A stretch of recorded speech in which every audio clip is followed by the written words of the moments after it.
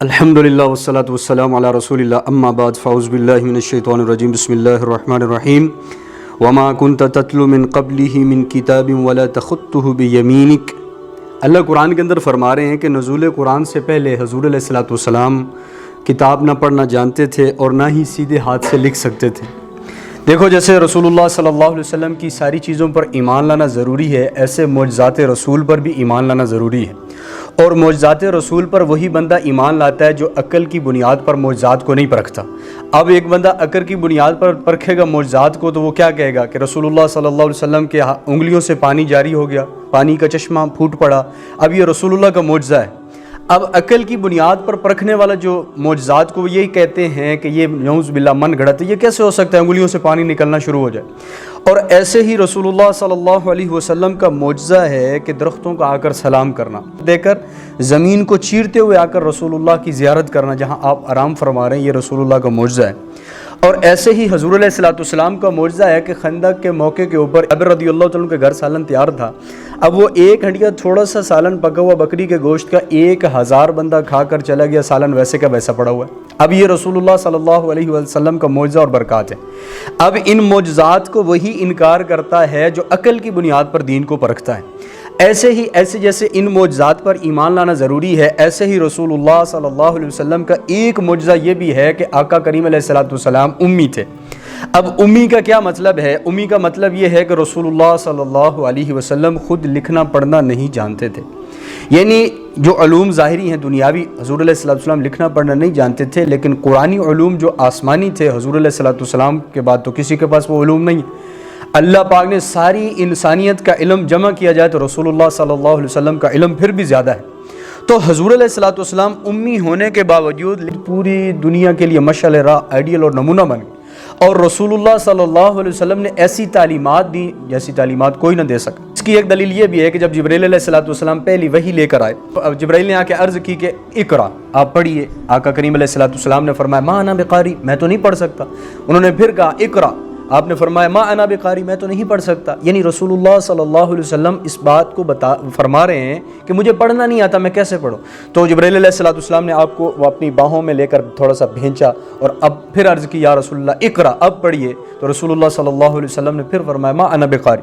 حدیبیہ کے موقع پر رسول اللہ صلی اللہ علیہ وسلم نے جب صلح کی شرائط حضرت علی لکھنے والے تھے، اب صلح نامہ آیا گیا، اس کی شرائط لکھنی شروع ہو گئی۔ بسم اللہ الرحمن الرحیم، من جانب کس کی طرف ہے؟ محمد رسول اللہ۔ مشرکین مکہ نے کہا کہ رسول اللہ پہ ہی تو سارا ہمارا جھگڑا ہے کہ ہم آپ کو نبی نہیں مانتے، اگر ہم آپ کو نبی مانتے تو ہم آپ کا اتباع کرتے، ہم آپ کے نقش قدم پر چلتے، تو لہٰذا آپ اس کو کاٹ دیجیے۔ آپ نے فرمایا علی اس کو کاٹ دو۔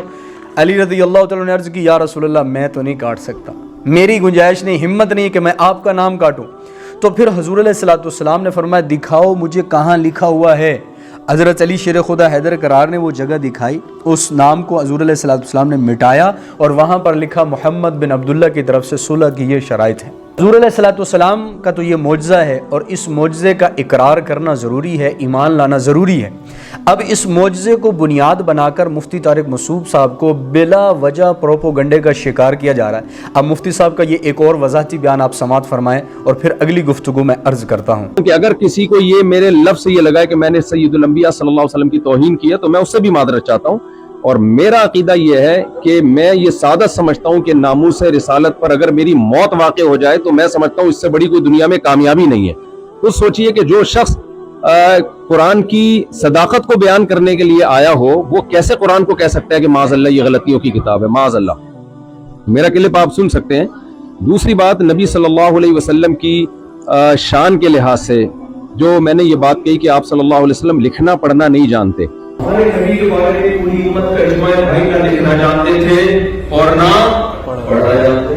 میں نے ہرگز آپ کو ان پڑھ کا لفظ آپ کے لیے استعمال نہیں کیا، یہ توہین کا لفظ سمجھتا ہوں میں۔ میری طرف کسی نے منسوب کیا کہ میں نے یہ کہا ہے کہ میں نے نبی کو معاذ اللہ ان پڑھ کہا ہے، ہرگز نہیں۔ میں نے کہا آپ صلی اللہ علیہ وسلم لکھنا پڑھنا نہیں جانتے، یہ لفظ امی کا ترجمہ ہے، اور یہ بھی نبی صلی اللہ علیہ وسلم کی شان میں بیان کیا ہے۔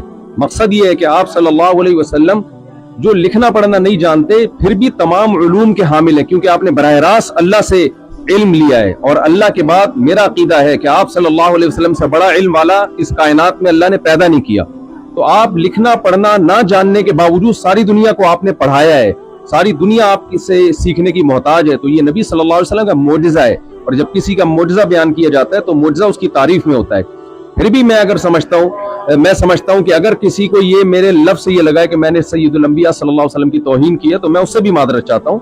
और मेरा अकीदा ये है कि मैं ये सादत समझता हूँ कि नामूस रिसालत पर अगर मेरी मौत वाक़ हो जाए तो मैं समझता हूँ इससे बड़ी कोई दुनिया में कामयाबी नहीं है।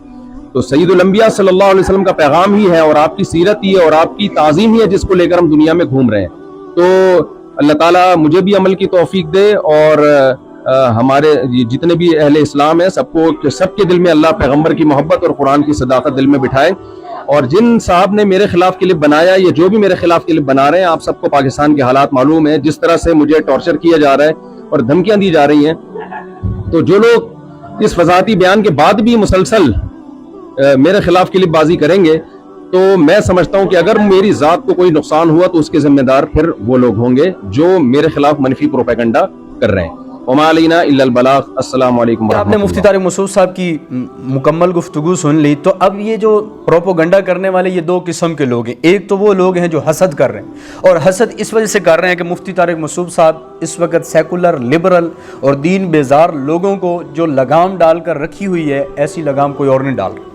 ऐसे जवाब, ऐसे दलाइल, ऐसी जो है बात पर अबूर, कुरान पर, अहदीस पर, तारीख़ पर, सीरत पर जो इनको हासिल है, दौरे हाजिर के अंदर बोलने वाला कोई और मुफ्ती ऐसा नहीं है। इसलिए एक तो ये लोग इस वजह से कर रहे हैं कि मुफ्ती तारिक मसूद साहब ने बिदअत के ऊपर, रसूमात के ऊपर बहुत ज़्यादा जो है बात की है और समझाया है कुरान और हदीस की रोशनी में। वजह तो ये है इन लोगों की मुफ्ती तारिक मसूद साहब के ऊपर बात करने के कि हसद है, कि मुफ्ती तारिक मसूद साहब पर हसद है और उनके ऊपर गुस्सा है, भड़ास निकाल रहे हैं, बिला वजह तनकीद का निशाना बना रहे हैं। दूसरी वजह यह है, एक तो हसद होगी, दूसरी वजह इस वजह से कर रहे हैं कि हमने इनकी पगड़ी उछालनी, हमने अपने अंदर का गंद निकालना है, इस वजह से ये सारा कर रहे हैं। तो खुदारा हम ये जो लोग प्रोपोगंडा कर रहे हैं, ये जो लोग उलमा की पगड़ियाँ उछाल रहे हैं, दीन को बदनाम करने की अहले सुन्नत वल जमात टो में लगे हुए हैं कि कोई इनके किसी मुफ्ती की, किसी मौलवी की बात आए, बस हमने उसको उछालना है, हमने उनको गुस्ताख रसूल वाज़े करना है। तो ये गलत बात है। आप प्रोपोगंडा का शिकार ना हो, आप तहकीक करें बात को, उस बात को तहकीक के बाद फिर आगे दूसरों तक पहुँचाएं।